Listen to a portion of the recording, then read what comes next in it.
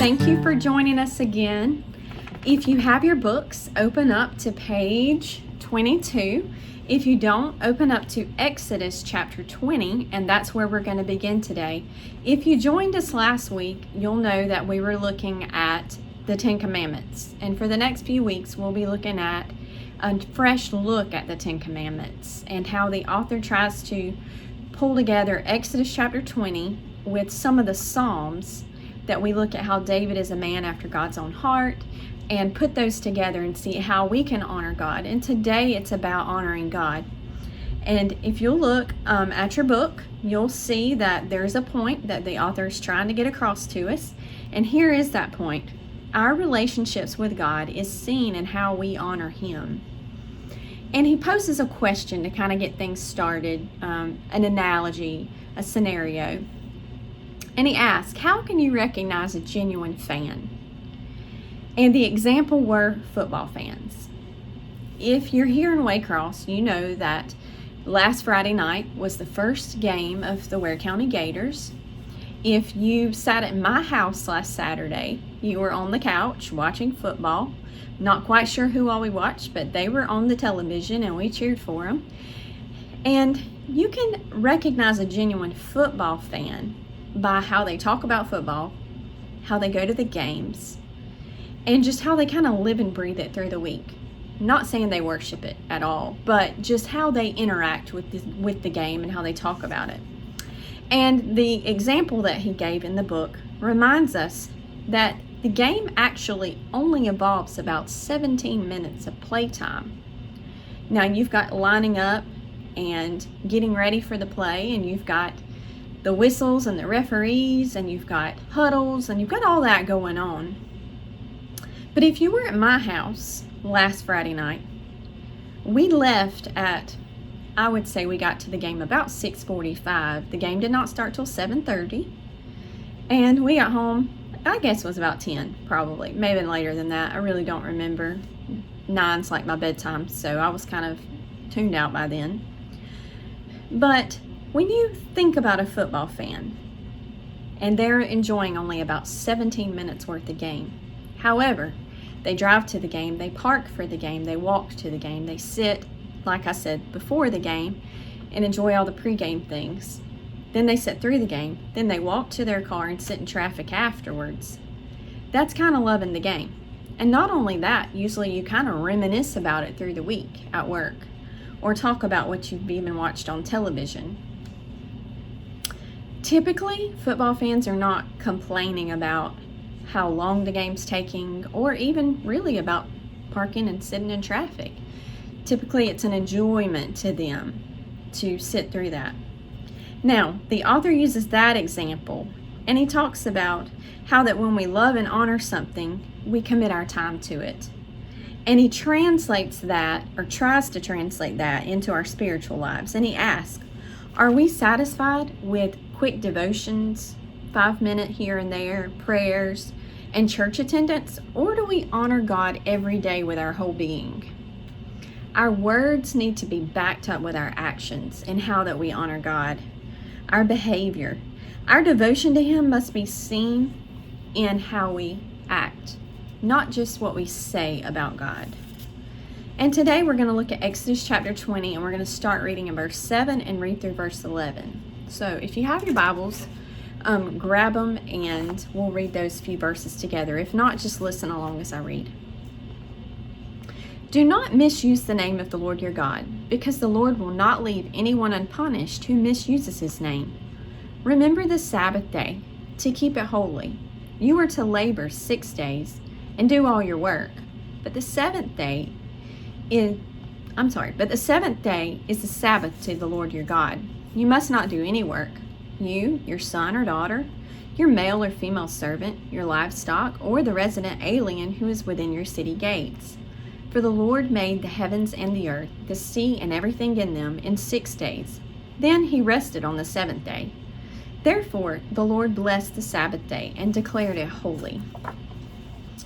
Now, this group of verses deals with two things. Honor the Lord's name and remember the Sabbath. So we're going to quickly kind of hit on those two things.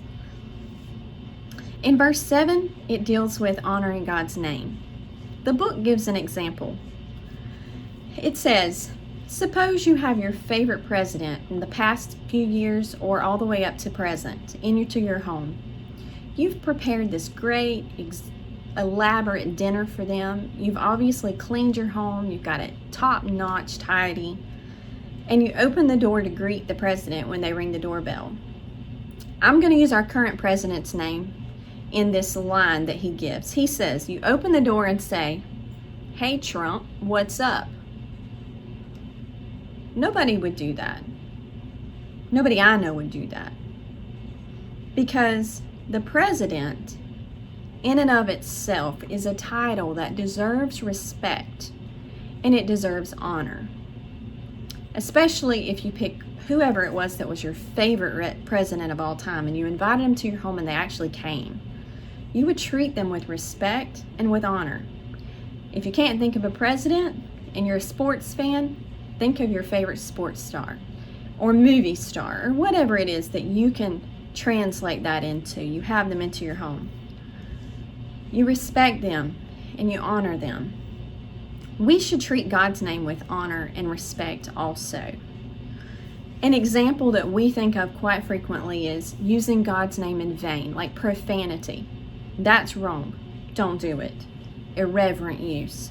But it's also some other things that maybe we forget about sometimes. It's the careless use of his name, like an expression of surprise. I kind of hear that a lot I say the younger kids, I have younger kids. So we're around a bunch of younger kids all the time. And they do use it as an element of surprise, like, "Oh my," or "Jesus."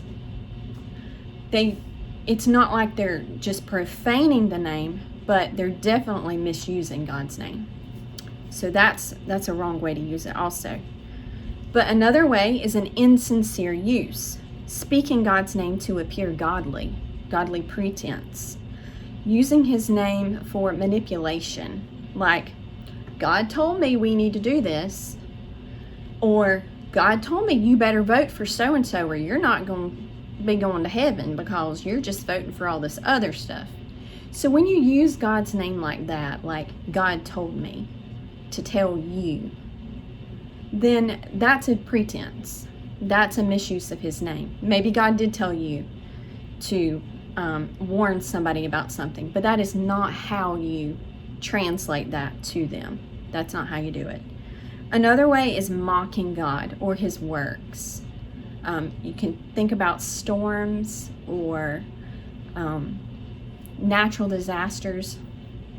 When we mock God, when we say Mother Nature, or just little ways like that we don't take God seriously and the creation and the acts that he's actually doing. So we need to be careful of those things.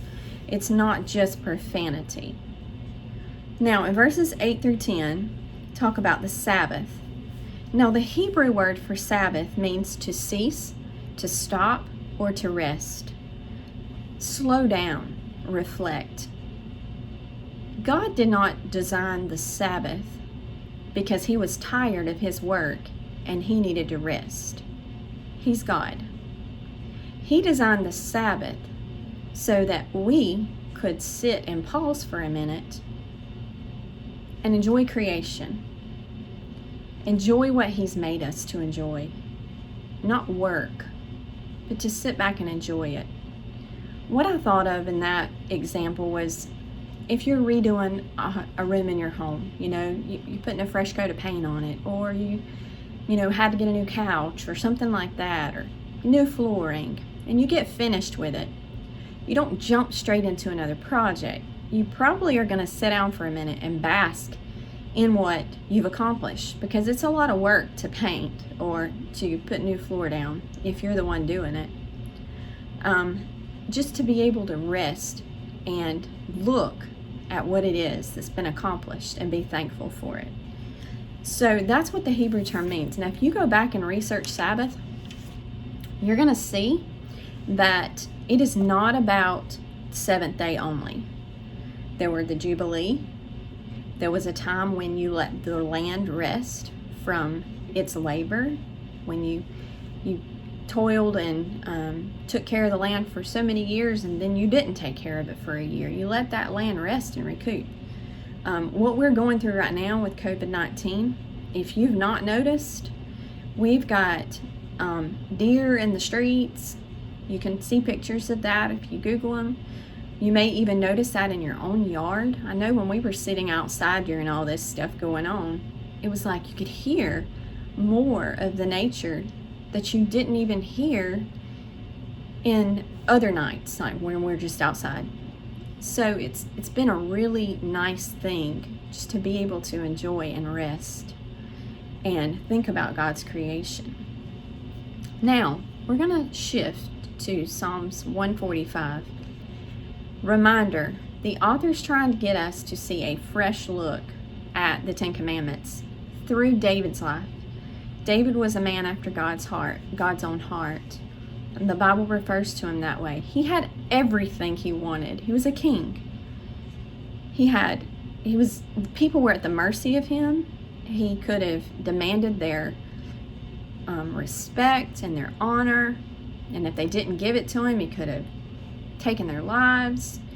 He had money and power, and anything he wanted, he had it. But David was humble. And humility is what God wants from us. That's how we become a man or a woman after God's own heart. Now, in Psalm 145, verses 1 through 3, I'm going to read those to you if you have your Bible and you want to turn there, or your book.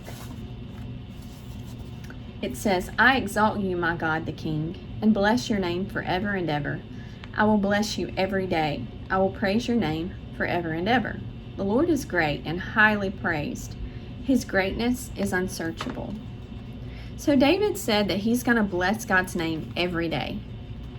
Not just the good days, not just the victory days, but every day. Now, like I said, he's a man after God's own heart. He's a humble king. He worshiped God daily. Not just when he felt like it or on the Sabbath. He worshiped God every day, and you can see that throughout his poetry in the Psalms. We should worship God every day, not just show up at church on Sundays or Wednesdays and be there when the doors are open to work and serve and do whatever it is we do at church. That is not worship. Worship is basking in God's goodness every day. It's getting up, being thankful for the breakfast that you have, for the home that you have that kept you safe that night, for the car that you have to drive to work, for the workplace that you're going to be able to earn the money that you can keep the house and keep the electricity going, and that you can help other people by giving and serving them. So, living in God's goodness every day and honoring God is not just a Sunday thing. It's not just a Wednesday thing. It's not just when you wake up and you do a quick 5-minute devotion. It's every day. It's constant. Now, an example the book gave was that American families cook ham and turkey on holidays. We do. I don't know if you do. We will, cook turkey or fry one or whatever. And when you do that, sometimes when you may think it's done and you go to cut into it and it's not. Now, thankfully, we've never had that happen, because we use what this author in the book is telling us to use. We use a thermometer, a meat thermometer. Because I've seen stories on TV and heard things about, you cook the turkey and it looks all great and wonderful, and you pull it out and you got it on the table and you cut into it and it's raw. Now, like I said, thankfully we've never had that happen that I know of. Maybe my mom and dad or husband can correct me on that, but we haven't that I've remembered. But the thermometer is used to check the internal reading of the meat to make sure it's done. Thermometers are very important when cooking, and our lives are no different. We can look great on the outside, like the turkey, crisp, crunchy, brown, beautiful, and you stick that thermometer in, and we're no different than the world around us. Anybody can show up at church on Sunday in a nice dress, have their hair done, Sunday shoes on, family sitting on the pew with their Bibles all open, and everything looks great. That doesn't mean things are great at home. That doesn't mean things are great inside. That's just a persona. That's a mask that we wear. God is like our thermometer. And we should be thinking about how we are on the inside, not how we are on the outside. The author says that we can look great on the outside and be a mess on the inside, not as put together as we might appear. And he said that God holds our thermometer. He knows the state of our souls. He wants to shape us in the tough times. So as you're going through rough times or tough times, just like David did when he was hiding, when he was running from Absalom, from King Saul, he was facing Goliath. There's so many stories about David. It was like he was under pressure, but God was using that to make in him the man that he wanted him to be. So even though you might be under a lot going on, if you know that you're trusting in God and he's going to get you through, that is what David exemplifies here. Now we're going to look at how we can honor God through our testimony and our actions. And we're going to look at Psalm 145 verses 1 through 7. Let me read those to you. It says, "One generation will declare your works to the next, and will proclaim your mighty acts. I will speak of your splendor and glorious majesty, and your wondrous works. They will proclaim the power of your awe-inspiring acts, and I will declare your greatness.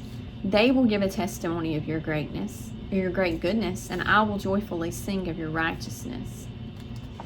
Now, David's heart shines here.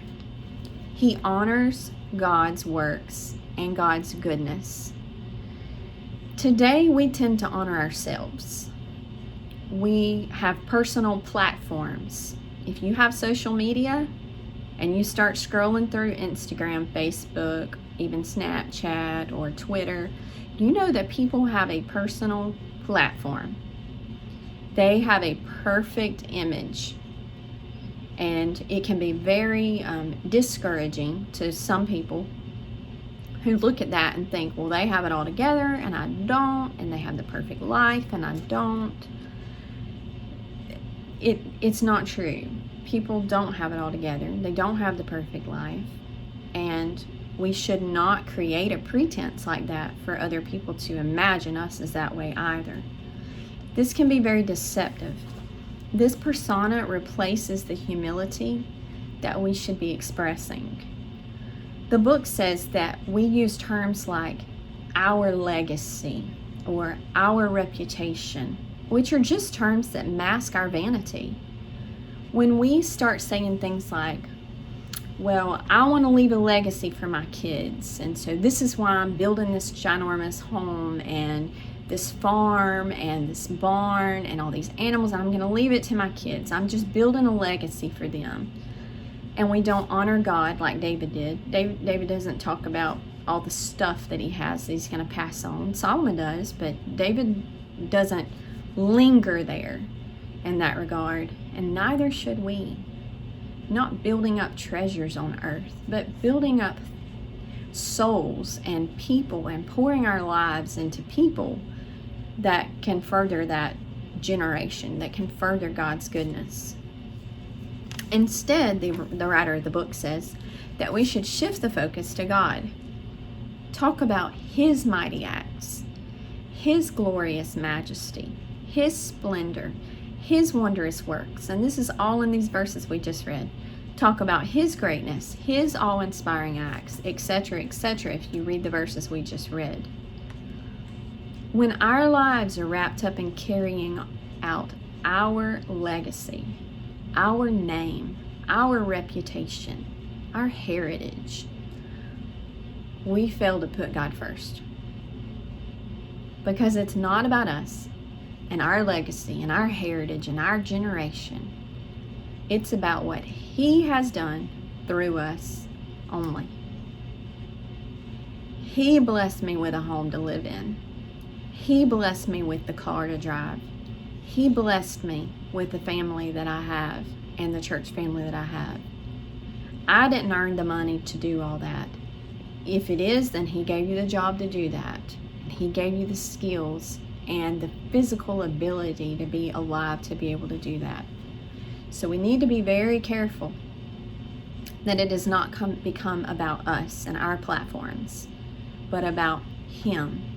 And when we speak, just like these verses say, when we speak about how God provided and God did this and God did that in His gracious works, our children will hear that, and that is what they will speak also. When we stop and reflect on all that God has done, we are drawn to authentic worship, not performance and not necessity.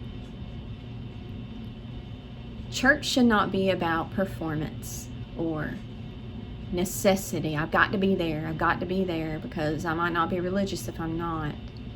If we worship God all week long and we look at the way our kids are learning and able to move and do things, and we're consciously aware that that is only by God's grace, and we're consciously aware of everything we do is only because of Him, that will spill out.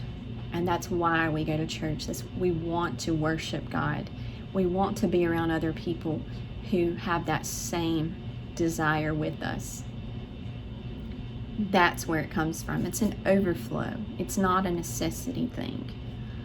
So just like David worshiped God in the wilderness when nobody was looking, and he went to the temple, that is how our lives should be. Our lives will naturally honor Him, and we will serve Him as a testimony of His great goodness. The author asks one more question. He says, how can we declare God's works to the next generation? Honor Him.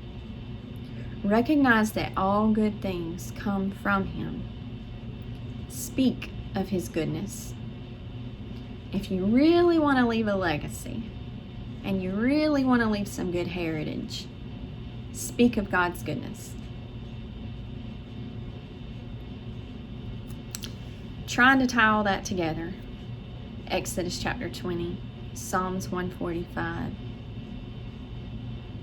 Speaking good things about God and true things about God will help us not to speak blasphemy and not to use things to try to manipulate and twist. Well, God told me this about you, and God told me to do this for you, and God told me, and you're using His name as a manipulative tool. Speak good things. It will naturally help us not to use His name in those ways.